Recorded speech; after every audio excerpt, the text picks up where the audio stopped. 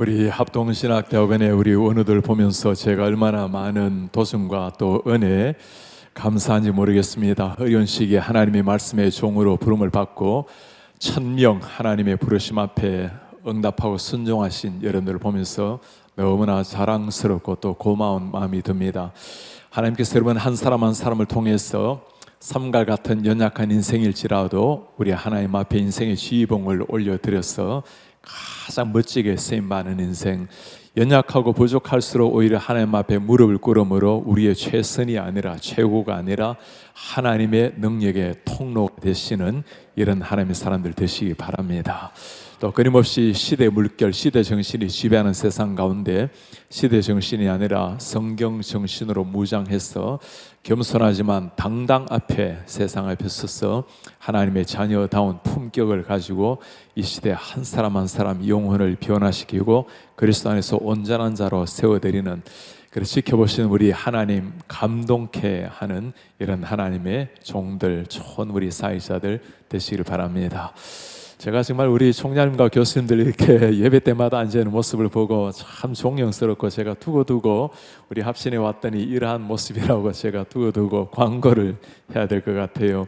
이렇게 먼저 앞선 귀한 종들이 가르침뿐만 아니라 강단 외에서도 삶으로 본을 보이는 이런 모습을 보면서 너무 교수님들과 총장님께도 감사를 드리고, 제가 잠시 말씀을 나누러 왔지만 큰 은혜를 받고 또 사랑과 환대를 받고 이렇게 돌아가게 됩니다.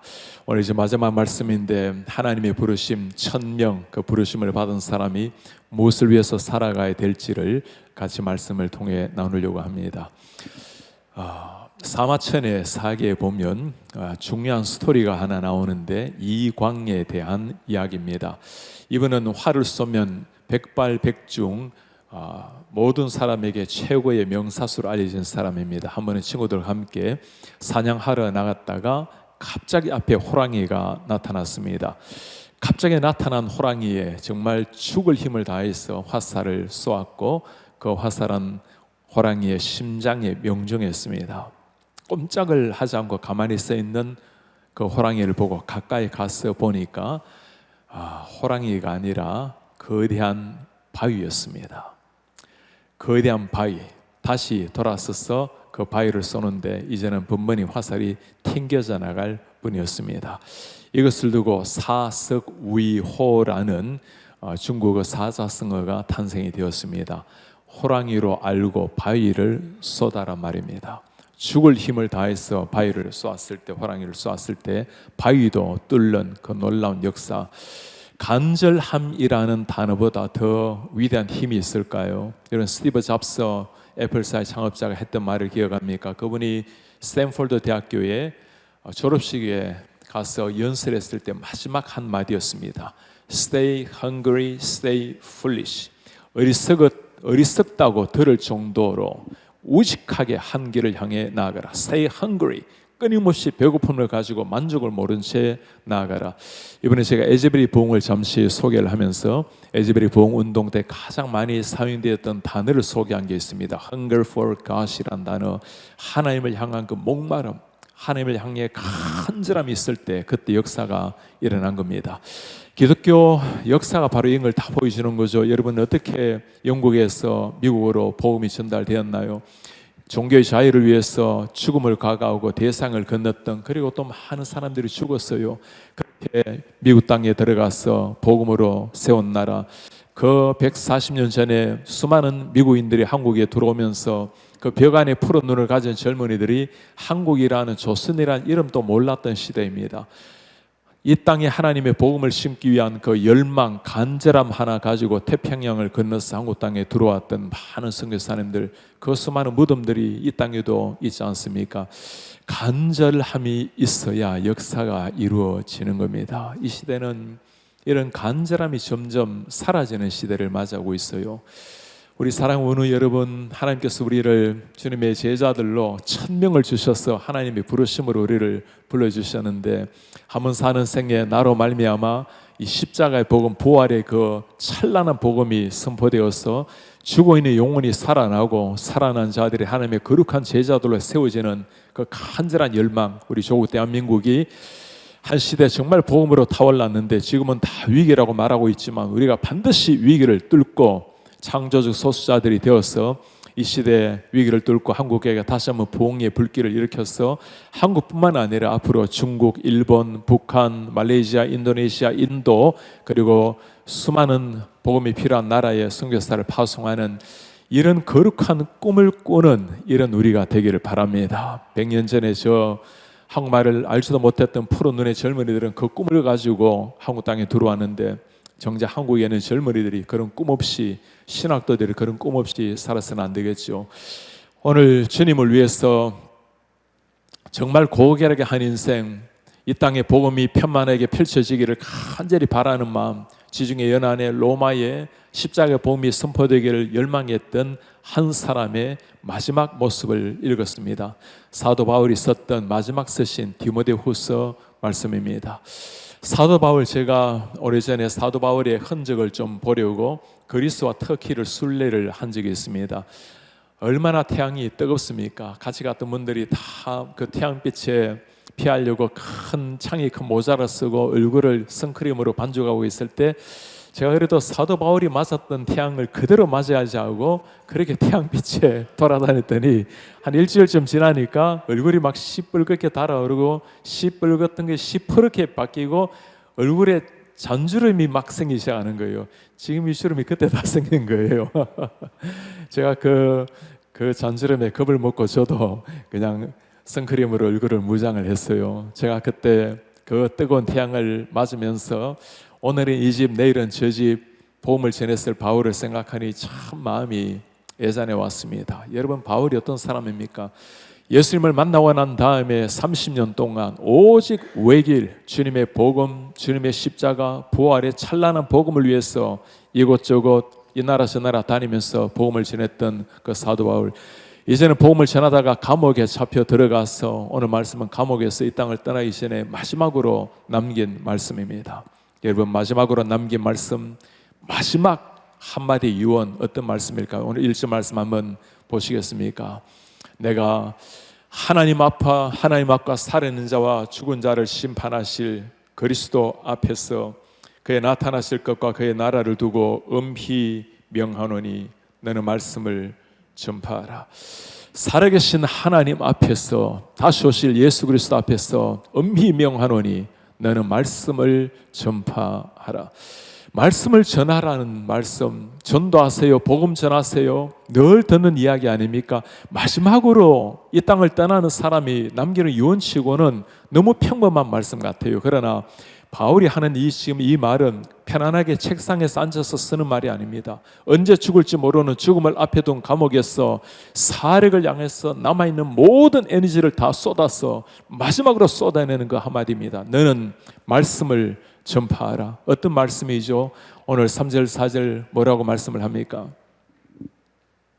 때가 이르니 사람이 바른 교훈을 받지 아니하며 귀가 가려워서 자기의 사욕을 따를 스승을 많이 두고 또 그 귀를 진리에서 돌이켜 허탄한 이야기를 따르리라.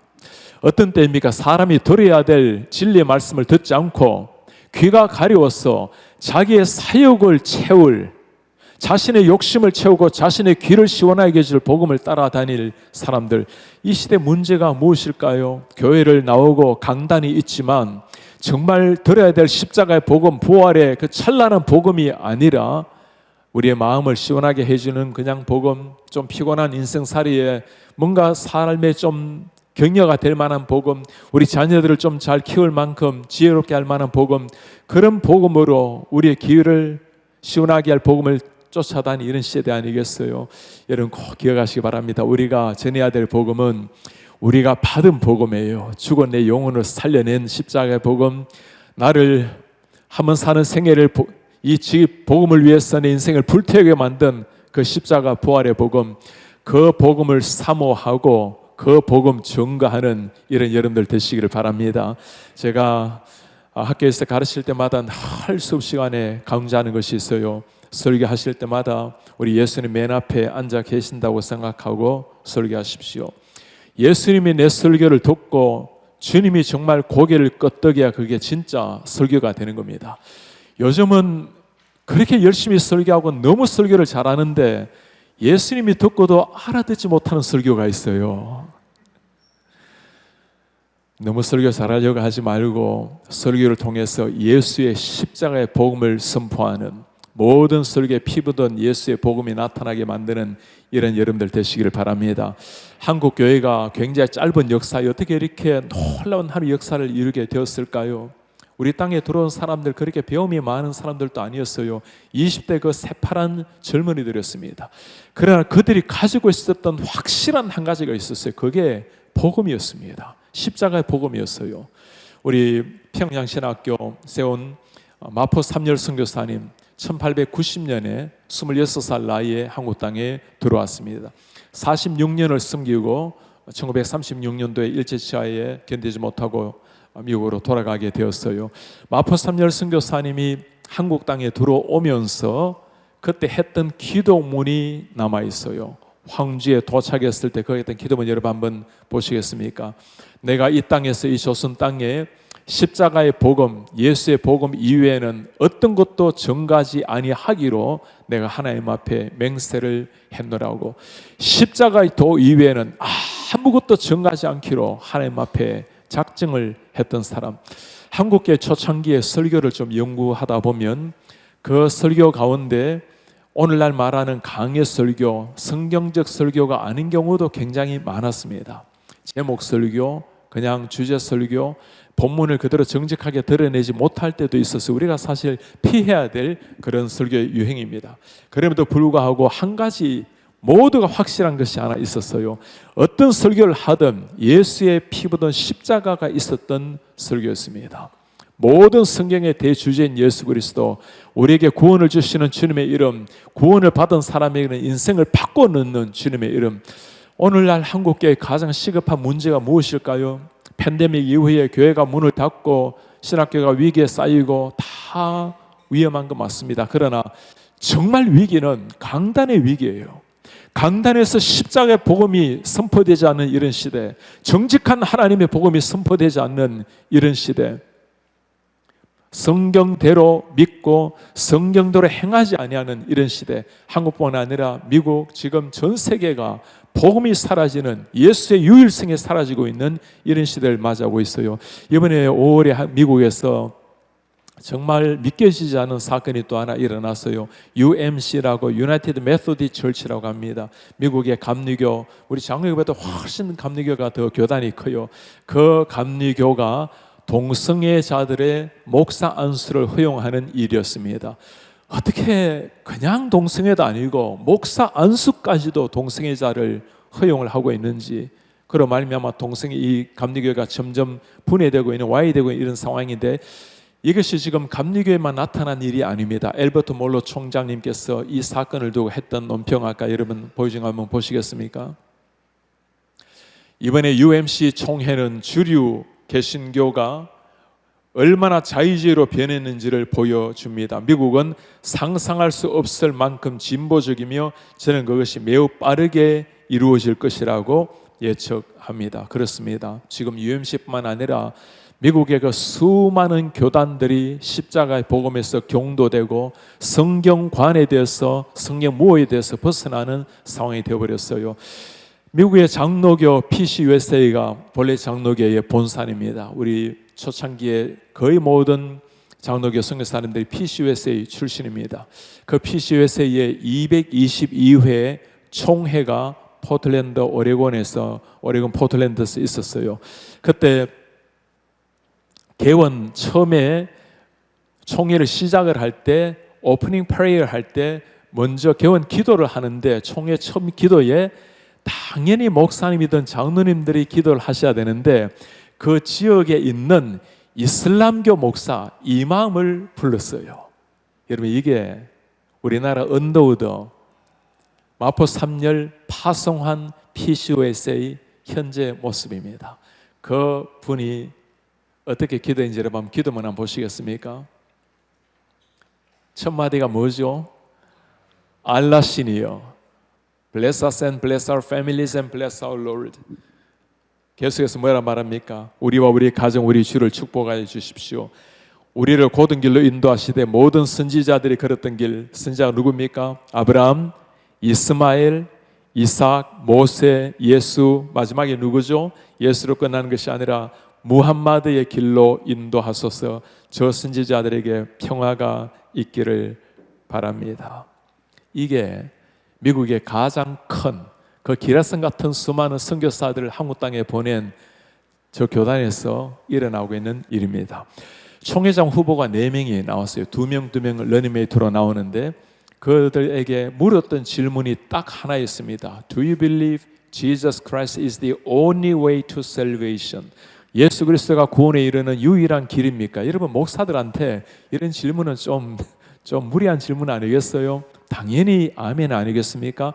4명 중에 한 사람만 아멘이라고 했습니다. 예스라고 했어요. 3사람은 다 종교다원주의, 예수 그리스도가 아니라도 다른 길이 있다고 이야기합니다. 그 중에 2분이 그 고백을 했어요. 내 친구들 가운데서는 예수님을 모르지만 정직하게 살고 선을 행하고 그리스도인보다도 더 선하게 살아가는 사람이 있습니다. 저는 그들이 우리가 가는 천국을 가지 못한다고 생각지는 않습니다. 우리는 그렇게 공로 사상이 아니라고. 개신교가 어디에서 나왔죠? 이신칭의 사상에 하나님의 은혜로 오직 믿음으로, 그게 개신교의 탄생의 가장 중요한 핵심인데 그 모든 걸 다 뒤집어 버리고 오직 믿음이 사라져 버린 이런 시대, 오직 온이라는 이름이 사라져 버린 이런 시대를 맞이하고 있어요. 여러분, 그게 사람들의 귀를 시원하게 해주는 복음일지는 몰라도 사람을 살려낼 수 있는 복음은 아닌 겁니다. 그런데 점점 한국 땅에도 이런 복음이 상륙해 들어오고 있어요. 제가 장로교단, 좀 자유주의 장로교단에 이분들은 어떻게 설교하고 있나 하고 한번 들어가서 설교 시리즈를 오래전에 본 적이 있습니다. 제목이 보니까 큰 제목이 우리 곁에 오신 예수라는 게 큰 제목이었어요. 우리 곁에 오신 예수. 그리고 첫 번째 설교 주제가 전태일이었습니다. 여러분, 전태일이라는 이름을 아시나요? 시대가 많이 달라졌죠. 예전에 노동운동하다가 분신해서 노동계에 큰 반향을 일으켰던 분입니다. 우리 곁에 와 계신 예수 1번 전태일. 어떻게 우리가 예수의 피가 흐르는 성경을 들고 이렇게 할 수 있을까요? 여러분, 그게 미국도 한국도 지금 일어나고 있는 현실입니다. 많은 사람들은 그렇게 너무 근본주의자처럼 예수만 외치고 십자가만 외치고 이제는 그런 시대가 아니라고. 이런 그게 아니에요. 사람들은 이 예수의 복음을 목말라 합니다. 많은 사람들은 그렇게 생각을 하곤 해요. 요즘 사람들은 예수 십자가 복음을 전하면 사람들 부담스러워해요. 별로 듣기를 원치 않아요. 많은 목회자가 그런 질문을 해오곤 합니다. 여러분, 우리 성도들이 무슨 복음을 기대하는지 아세요? 예수의 복음을 기대해요. 십자가의 복음을 기대해요. 너무나 오랫동안 못 듣고 있는 십자가 복음이 되어버린 거예요. 제가 한국에 있을 때 서울의 한 큰 교회에 집회를 하러 간 적이 있습니다. 제가 한국에 있을 때 참 많은 교회에 많은 설교를 했어요. 그런데 유일하게 안 가는 집회는 태신자 전도 집회, 대각성 전도 집회, 전도 집회입니다. 이 전도 집회 설교는 누가 해야 될까요? 당연히 담임 목사님이 설교를 하셔야죠. 당신 교회에 전도받아 온 사람들이잖아요. 담임 목사님이 그 십자가의 복음을 전해야 되니까 한 5천 명 되는 큰 교회입니다. 목사님께서 부탁을 하시길래, 목사님, 제가 모든 설교를 다 갈 수 있는데 유일하게 제가 양해를 구하는 게 전도 집회입니다.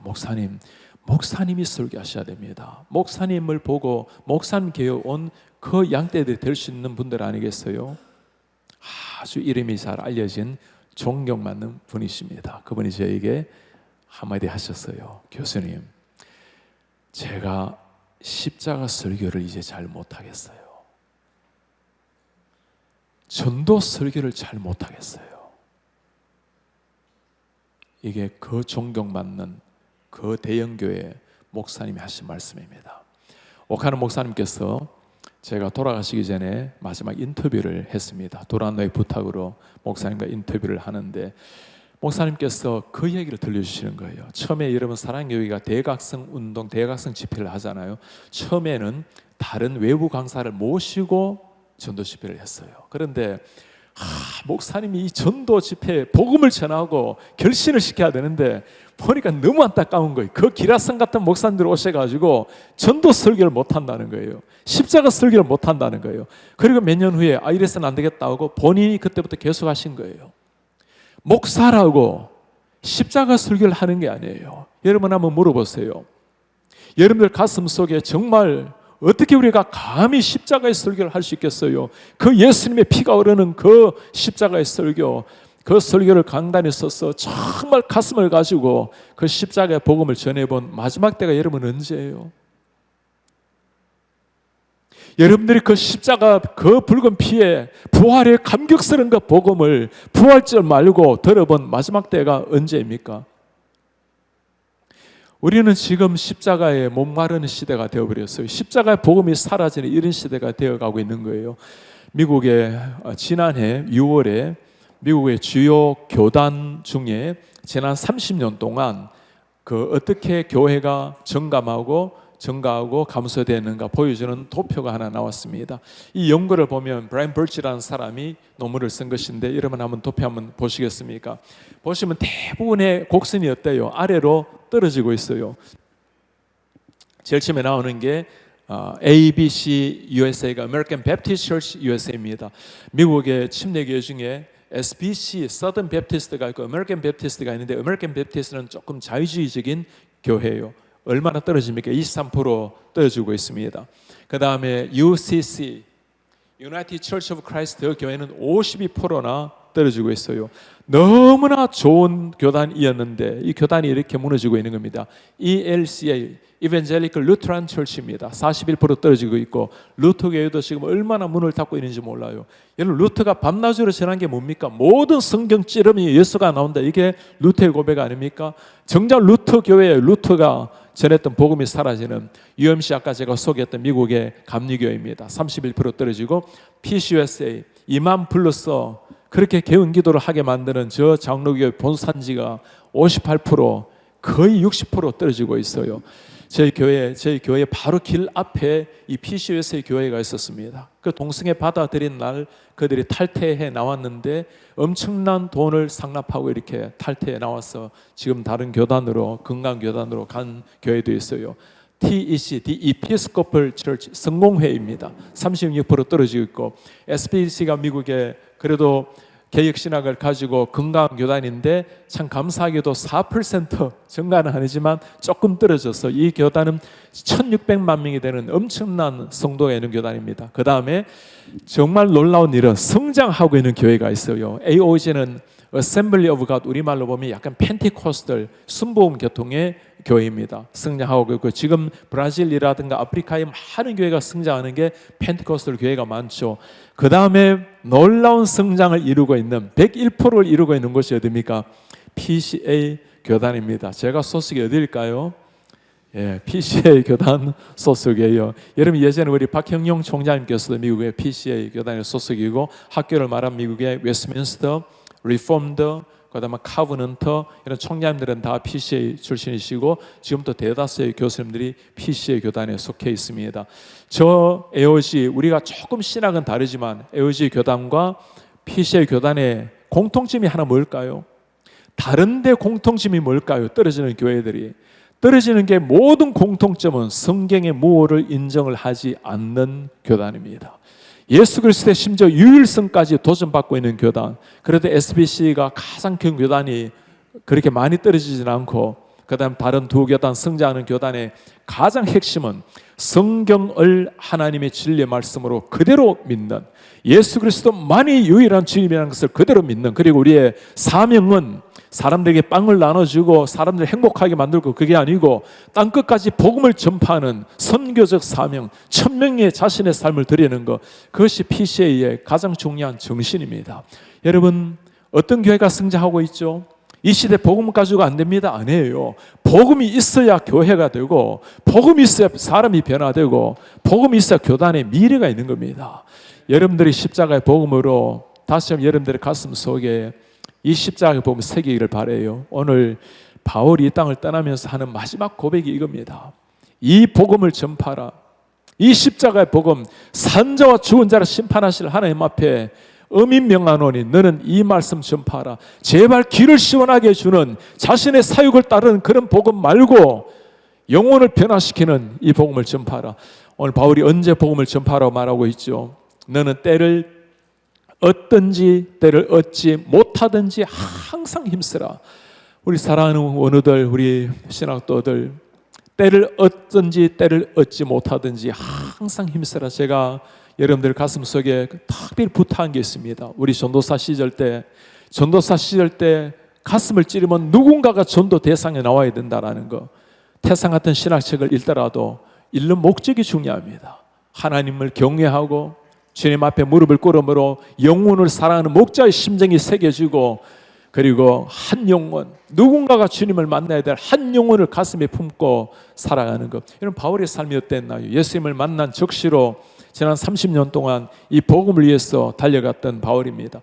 때로는 추위, 강도의 위험, 배고픔 다 겪었던 바울, 40에 하나 감암에 39대를 5번이나 맞아 죽을 뻔했던 바울, 한 번은 죽은 줄 알고 버렸어요. 다시 일어나서 정신 차리고 했는 일이 뭡니까? 또 십자가 복음을 전하는 일입니다. 개인적으로도 회당에 들어갔어도, 그리고 그 위험했던 시절에 편안한 곳을 떠나서 지중해 연안 나라를 다니면서 교회를 개척하고 복음을 전가하고 그렇게 평생을 산 겁니다. 그러다가 감옥까지 들어온 거예요. 바울이 죽기 전에 하는 이야기가 뭐가 있죠? 내가 로마에 가서도 복음을 전해야 되리라. 내가 로마도 보아야 하리라. 저 전 세계 중심 로마도 복음으로 바뀌어져야 되리라. 그 로마의 죄수로 끌려갔어요. 베스도 왕 앞에서 그가 했던 말을 기억합니까? 왕이요, 예수를 압니까? 당신이 내가 쇠사슬에 묶인 것 말고는 당신도 나처럼 되기를 원합니다. 베스도가 한 말을 기억해. 여러분, 바울아, 너의 많은 학문이 너를 미치게 했구나. 그럴만 하죠, 그죠? 죄수가 쇠사슬에 묶여서 왕이여, 내 쇠사슬에 묶인 것 외에는 나처럼 되기를 원합니다. 바울이 미친 게 아니에요. 예수를 만난 거예요. 예수를 만났는데도 인생이 바뀌지 않으면, 미친 것처럼 살아내지 않는다면 우리 물어봐야 돼요. 정말 내가 예수를 만난 사람이 맞는가? 내가 예수를 만났는데도 불구하고 before, after가 정말 명확하게 그려지지 않는다면, 내가 교회를 다니고 성경을 체계적으로 이해하고 구원 얻는 신학은 알고 있지만 정말 예수를 만났는가? 바울이 예수님을 만났어요. 그 고백을 기억합니까? 내가 주 예수 그리스도와 십자가 외에는 다른 아무것도 알지 않기로 작정을 했노라. 여러분, 그럴 필요까지는 없지 않나요? 예수 믿고 잘 믿고 세상에서도 뛰어나게 탁월하게 능력을 발휘하고 사람들에게 인정을 받고, 사람들은 그걸 균형 잡힌 삶이라 말하지 않습니까? 교회 잘 다니고 신앙생활 잘하고 세상에서도 존경받고 인정받고 할 수만 있다면 영원한 천국은 이미 얻은 것이고, 땅 위에서도 나름대로 편안하게 잘 살아가 가는 것, 많은 사람은 그걸 안정이라고 생각하지 않습니까? 바울이 고백이 무슨 고백이죠? 이게 내가 예수를 만나고 나니까 세상의 모든 것들이 다 배설물로 여겨지느라. 우리 신학도 여러분 한번 물어보세요. 내가 정말 세상 모든 것들을 배설물로 여기고 있습니까? 세상 귀한 거 많아요. 우리 마음을 끌만한 것 참 많아요. 배설물이 아니라 소중하게 보이는 건 너무너무 많아요. 그러니 내가 세상에 눈물게 하소서 그런 기도하지 마세요. 아무리 해도 눈 멀었어도 안 되고 눈 멀지도 않아요. 그런 한 가지 해야 될 기도가 있어요. 주님, 나를 위해서 십자가 지신 그 주님의 보혈, 그 피를 선명하게 보게 도와주십시오. 그리고 부활하셔서 천상에서 나를 지켜보고 계시는, 나를 기다리고 계시는 그 주님, 천상의 부활의 예수 그리스도를 선명하게 볼 수 있도록 부활의 그 감격으로, 부활의 감격으로 살아낼 수 있도록 주님 도와주십시오. 그게 하늘의 태양빛을 본 사람이 위대한 고백입니다. 너는 말씀 전파하라. 때를 얻든지 못 얻든지. 예수 그 복음 위해서 마지막까지 달려갔던 바울. 제자들도, 주님의 제자들도 마찬가지예요. 예수님을 3년 따라다녔지만 예수님 잘 몰랐습니다. 십자가를 내가 져야 되리라고 주님 말씀하실 때 베드로가 한 말이 뭐죠? 주님, 십자가는 안 됩니다. 십자가 가로막은 사람이 베드로입니다. 이 베드로가 정말 성령을 체험하고 기도로 말미암아 예수님을 만나고 나니까 인생이 바뀌게 되었어요. 9시 기도 시간에 기도하러 성전에 올라갑니다. 걷지 못하게 된 장애인을 만났죠. 뭐라고 말하죠? 은과 금은 내게 없지만 있는 것 너에게 주노니 예수 이름으로 일어나 걸어라. 오늘날 은과 금은 너무너무 많아졌는데 나에게 있는 것 예수가 점점 사라지고 있는 이런 시대. 여러분 정말 한번 물어보세요. 내 가슴 속에 다른 게 다 사라져도 예수의 복음이 내 심장에 새겨져 있는지, 이 복음으로 말미암아 지고한 기쁨을 누리고 있는지. 목회자들도 예수로 말미암아 정말 지족한 만족이 안 되면 끊임없이 다른 걸 추구해요. 목사에게 다른 게 뭘까요? 목사에게 기쁨을 주는 게 뭘까요?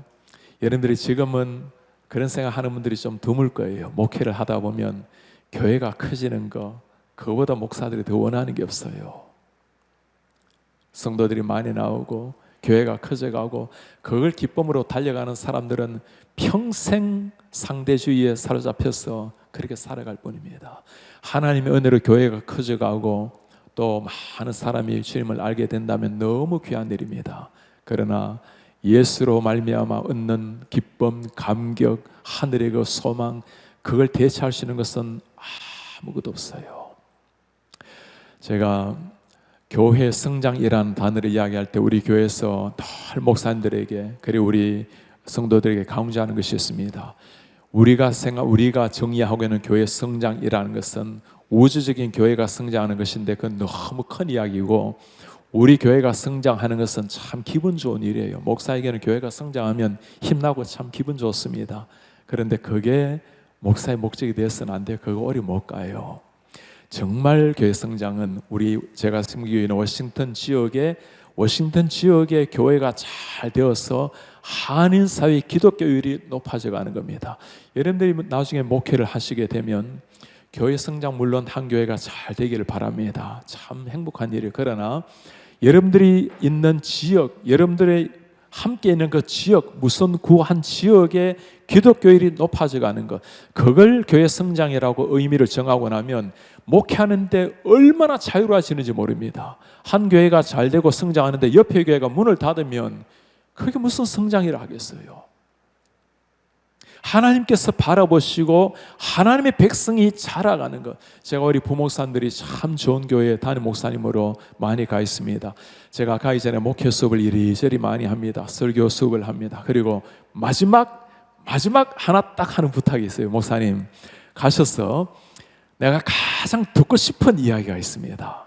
목사님 교회가 잘 성장하고 사역을 잘하고 너무너무 듣고 싶어요. 좋아요. 그런데 그게 아니고 목사님으로 말미암아 목사님 주위에 있는 목회자들이 이분이 오시고 난 다음에 우리 지역에 힘이 난다고, 지역의 교회가 힘을 얻고 있다고, 지역의 목회자들이 힘을 얻고 있다고.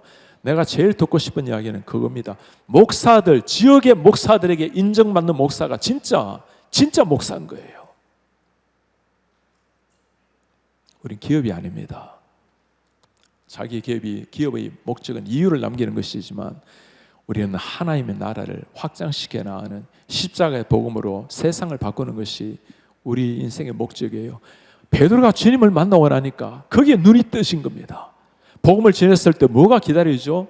매 맞고 고통당하고 다시는 예수 이름으로 복음을 전하지 말라. 베드로가 한 말이 뭡니까? 내가 눈으로 본 예수, 귀로 들은 복음을 어찌 전가하지 아니할 수가 있겠는가? 십자가 못 박힐 때 기억납니까? 스승 예수가 진 십자가를 내 어떻게 집니까? 거꾸로 나를 매달아 달라고. 여러분 이게 누구예요? 이런 사람이 아니었어요. 베드로가 도망다니고 부활하신 주님을 만났지만 또 물고기 잡으러 도망다니고 십자가 가로막고 누가 크냐로 서로 싸웠던 제자들 뭐가 바꿔놓은 거죠? 정말 예수를 만나고 정말 십자가를 만나고 진짜 부활하신 주님을 만나고 나니까 눈이 열려진 겁니다. 세상에 화려한 것 귀한 것 많아요. 그러나 천상의 주님을 만나고 나니까 그때 나타난 위대한 삶이 이겁니다. 때를 얻든지 못 얻든지 항상 힘쓰는. 요즘은 참 이제 전도하기 참 어려운 시기라고 다들 사람들이 말을 하고 있어요. 정말 전도하기 어려운 시대가 되었습니다. 우리 한국에서 난 세계적인 신학자 중에 한 분 중에 정말 전도 열정을 가진 한 분이 계세요. 최종상 선교사님 분이십니다. 이분이 영국에서 공부를 하시고 영국의 이스트베일이라고 아주 한국으로 보면 강남 같은 부촌입니다. 거기에 교회를 세웠어요. 한인들은 없습니다. 다 그 집집마다 다니면서 전도를 해서 아주 교회가 안정되게 멋있게 세워졌어요. 그리고는 그것을 영국인에게 이양하고 본인은 둘로서 그리고 한나호 복음을 전하는 배에 오르셨습니다. 그리고 다시금 영국에 돌아가셔서 교수 생활 하시면서 이제는 어라이즈라는 프로그램을 하는데, 이 어라이즈라는 게 뭐냐면 전 세계에 있는 우리 2세들을 데리고 영국에서 2주 동안 한 주는 훈련을 하고 한 주는 영국 교회를 한 교회에 들어가서 그 교회를 위해서 전도하는 일을 하는 거예요.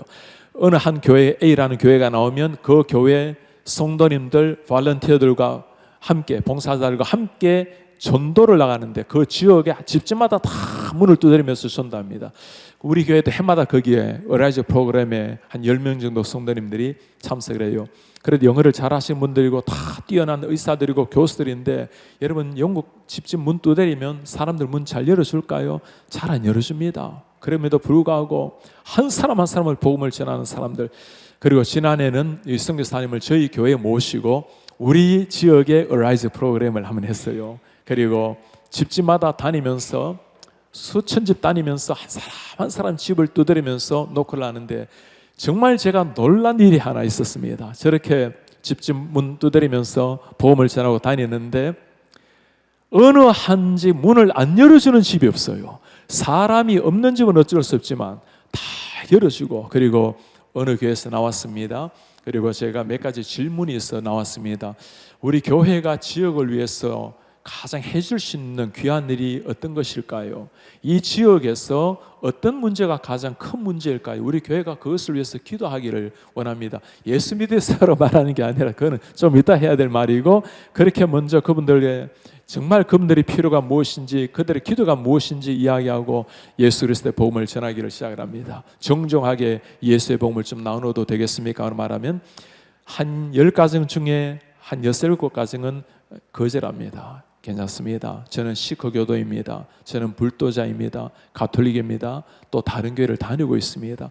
그런데 의외로 많은 집들이 들려주세요라고 복음을 들어요. 때로는 시커교인인데도 불구하고 나는 시커교도이지만 복음을 한번 전해주세요.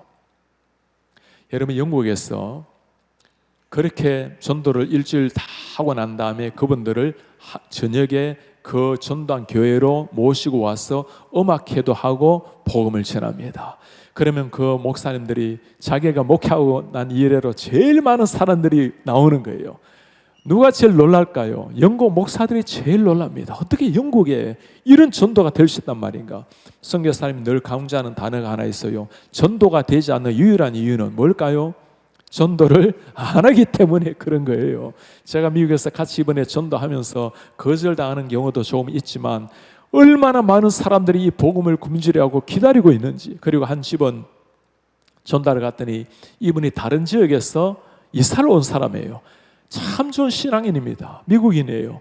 아니 한국 교회가 미국 집집마다 문을 두드리면서 전도하는 걸 보고 이분이 너무너무 감동을 받은 게, 오늘날 아니 이렇게 지금 예수 이름으로 기도도 못하게 만든 이런 시대인데 한국 성도가 미국 성도 미국 집을 두드리면서 전도하는 걸 보고 너무너무 감동을 받아서 내가 여러분들 위해서 기도 좀 해줘도 되겠냐고 이렇게 축복 기도를 받고 나온 사람들도 있고, 한국 사회는 지금 이제는 전도가 안 돼요.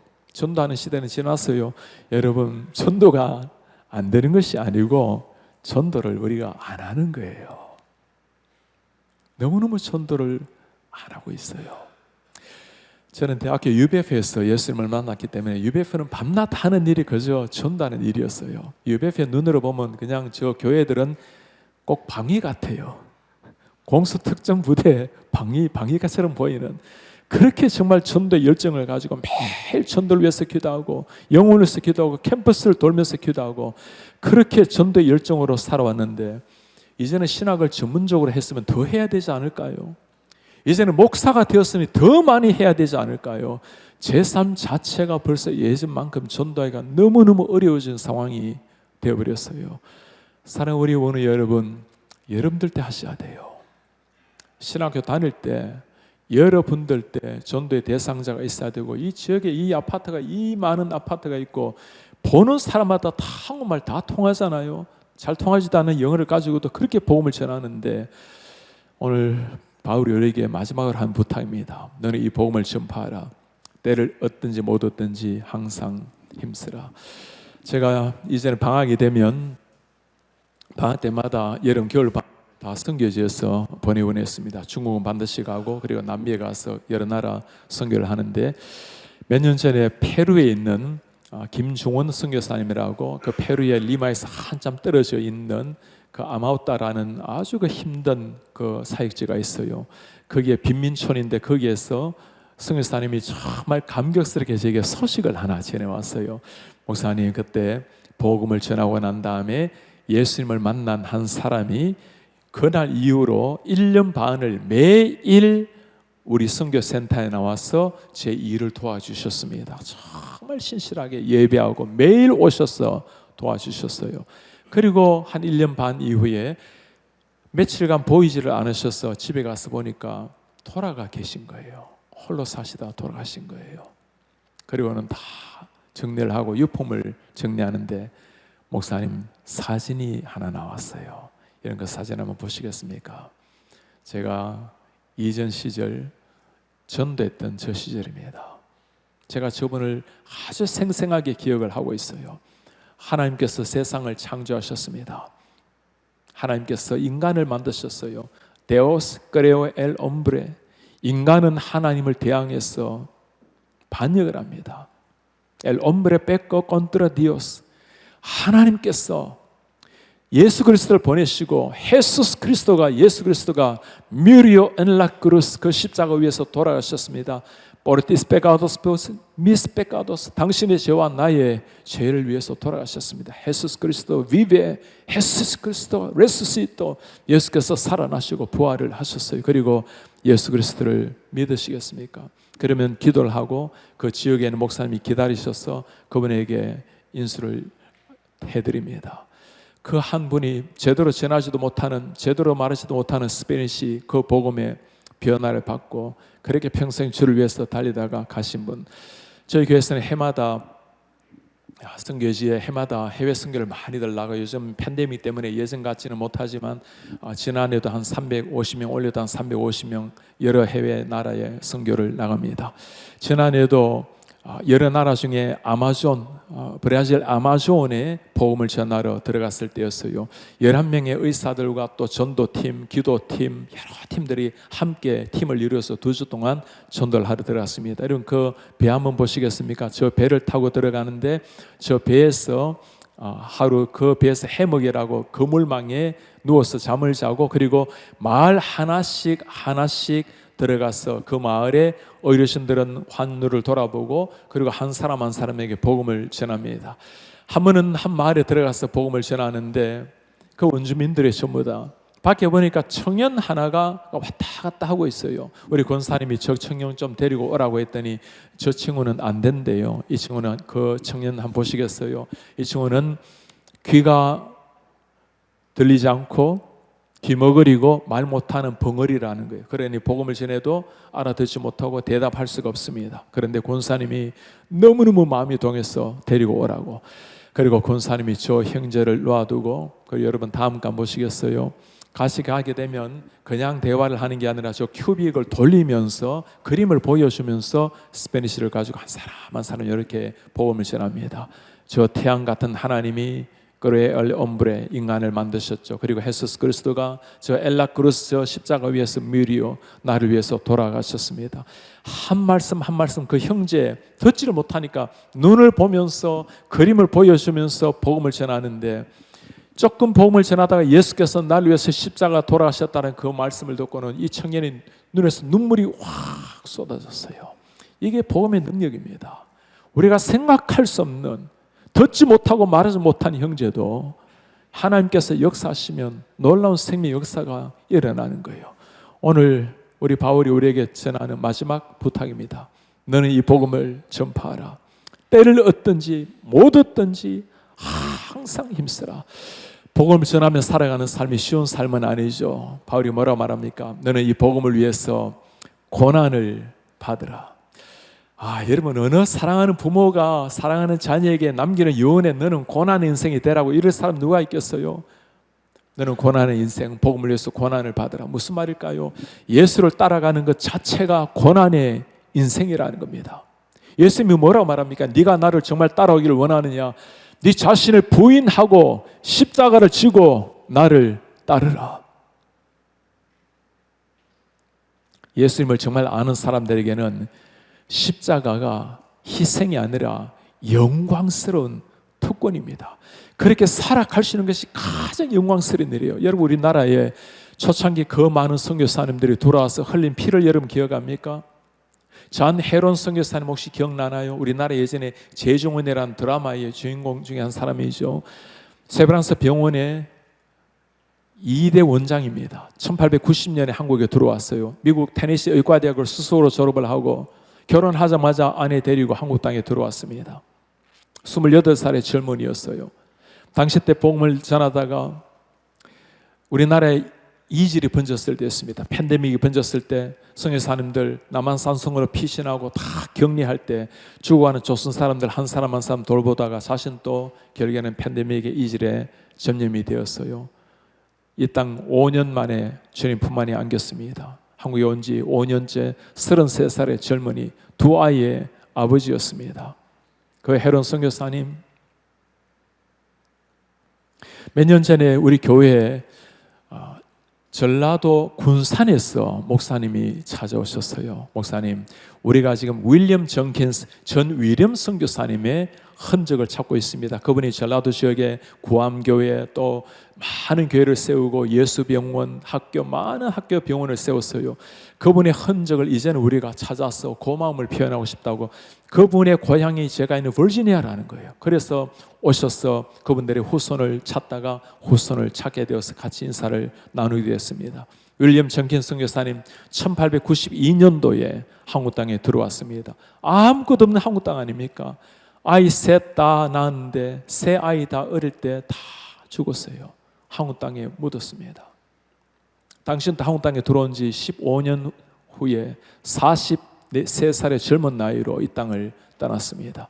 그 아내와 다른 유복자가 살아남아서 친구 후손이 버지니아에 살고 있는 걸 보면서 정말 당신들의 할아버지 조상 때문에 우리가 지금 이렇게 왔느라고. 윌리엄 캔드릭, 루비 캔드릭이라는 여러분 이름 들어보셨나요?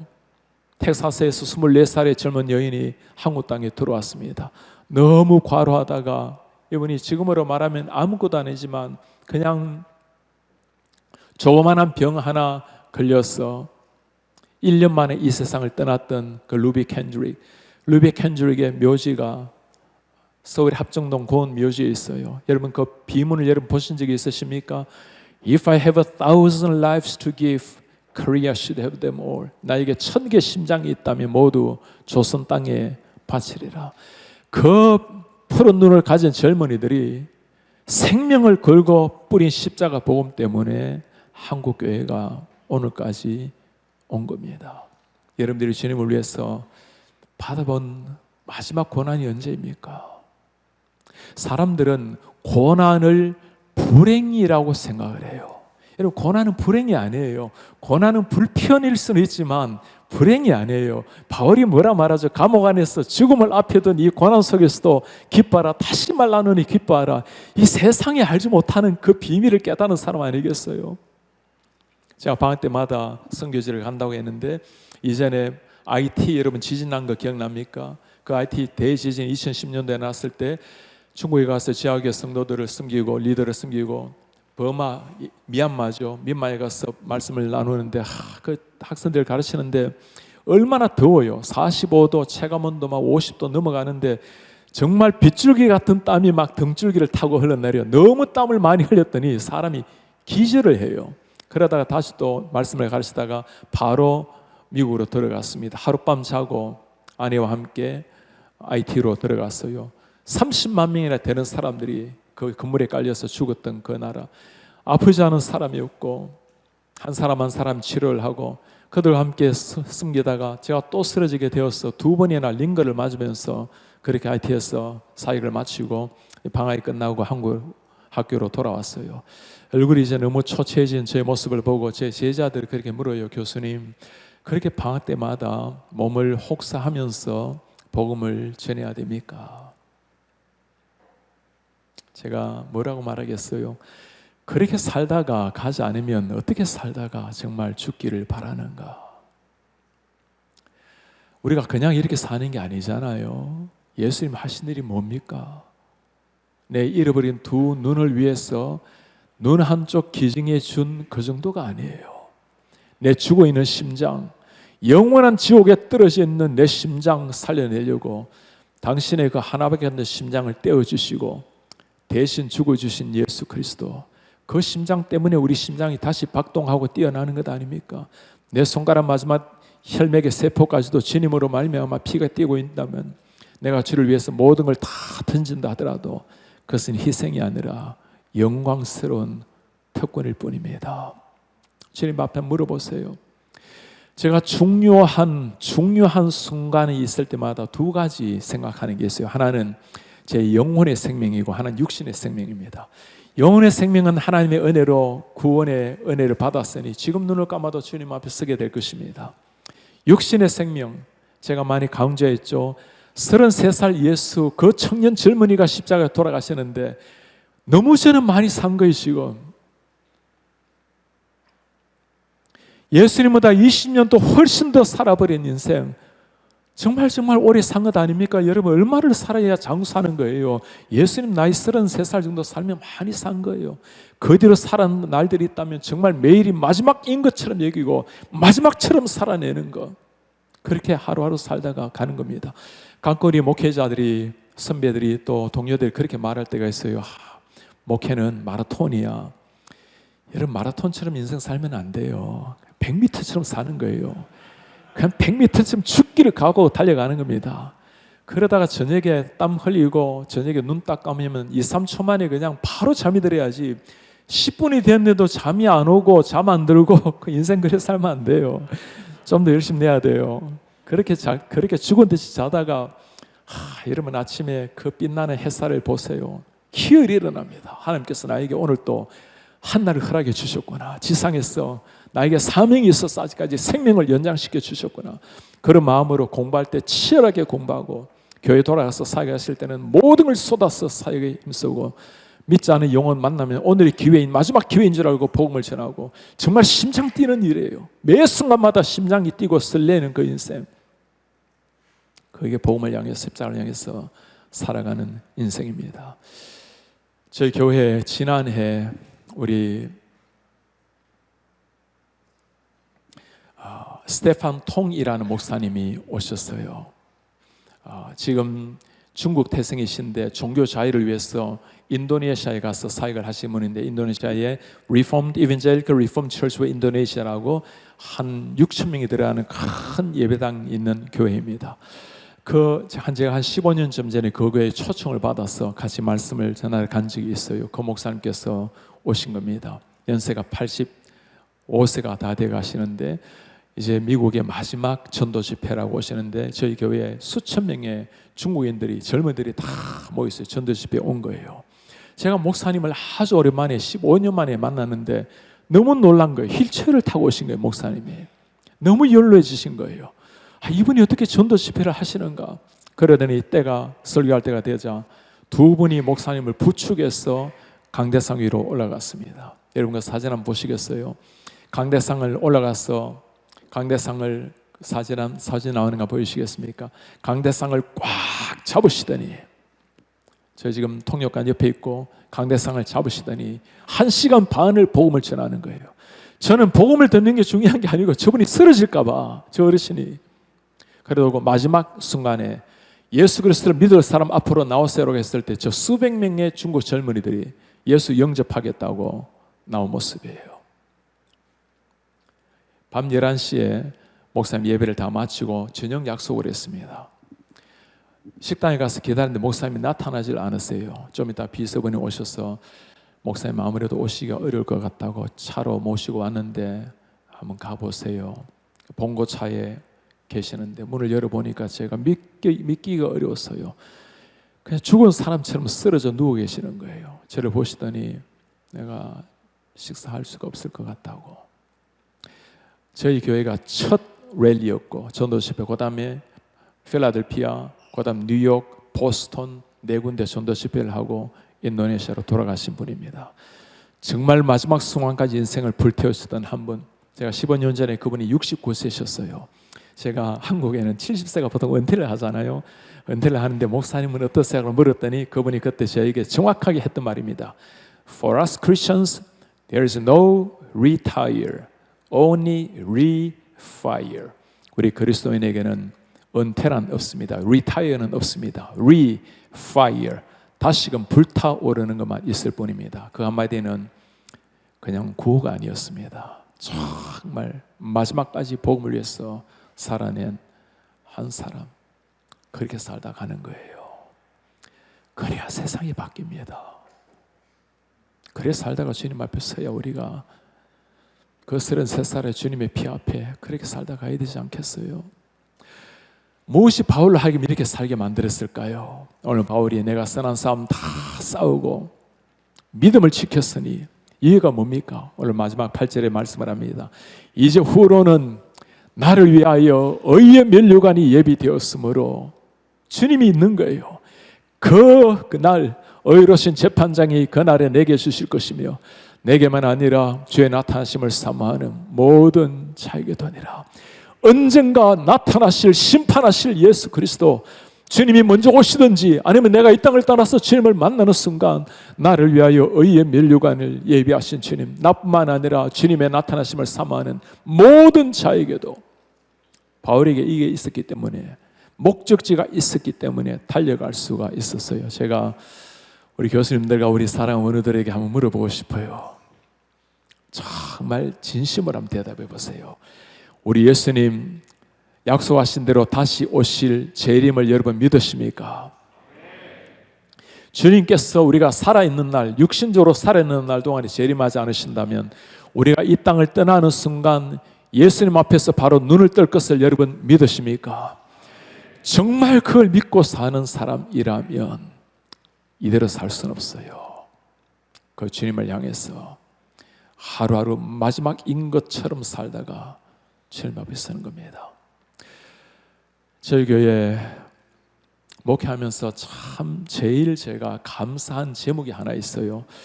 교회 성도님들이 매주마다 많이들 돌아가십니다. 두세 분, 그리고 한 번에 11분이 돌아가신 주보에 올리기도 했어요. 그러니 매일마다 이 장례 예배를 하고 고별 예배를 하다 보니 제가 처음에는 내가 이 아픔을 어떻게 견딜까 했는데 너무너무 감사한 것은 그 성도님들이 정말 주님을 아름답게 섬기다가 그렇게 한결같이 천국을 소망하면서 행복하게 주님 품 안에 안기는 게, 그게 제가 목회하면서 얼마나 감사한지 몰라요. 저희 교회 한 집사님, 62세 이 땅을 떠나신 집사님이셨어요. 그분은 암투병을 하면서 내가 목사님 마지막까지 할 일은 예배하다가 가야 되겠습니다. 매일 새벽기도 모든 예배를 다 참석을 하셨습니다. 나중에는 극기 어렸을 때는 휠체어를 타고도 교회에 나오셔서 그렇게 살다가 주님 품 안에 안기셨어요.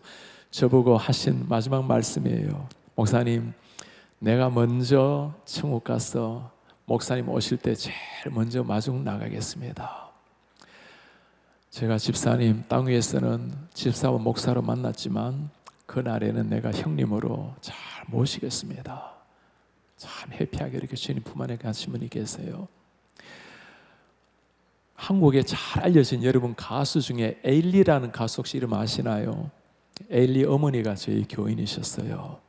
어머니께서 50대 갑자기 암병을 얻게 되었어요. 급격하게 계시다가 돌아가실 점이 되었습니다. 마지막 순간에 제가 집사님 곁에 무릎을 꿇고 예배하고 기도를 하는데 눈물이 막 뚝뚝 떨어져요. 너무너무 훌륭하게, 얼마나 훌륭하게 잘 섬긴지 몰라요. 그분이 딸을 위해서 목사님 엘리를 위해서 기도해 달라고, 늘 엘리를 통해서 하나님 영광 받게 해달라고.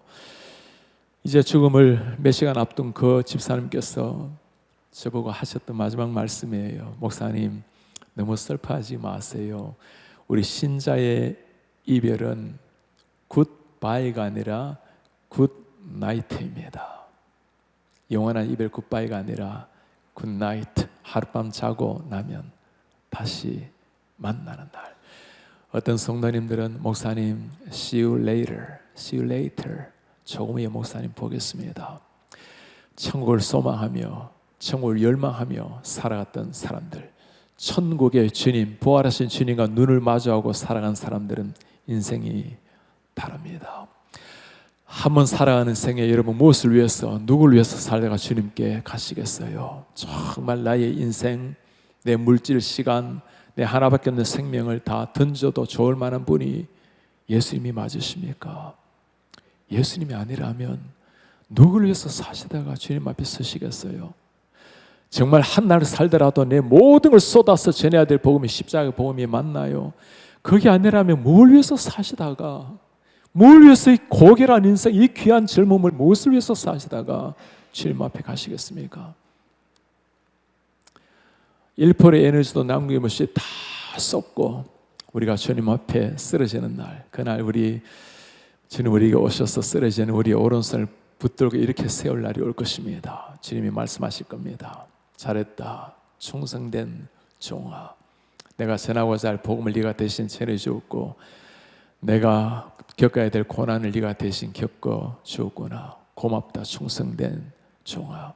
우리 주님 우리를 바라보시면서 감격의 눈물을 흘릴 날이 올 것입니다.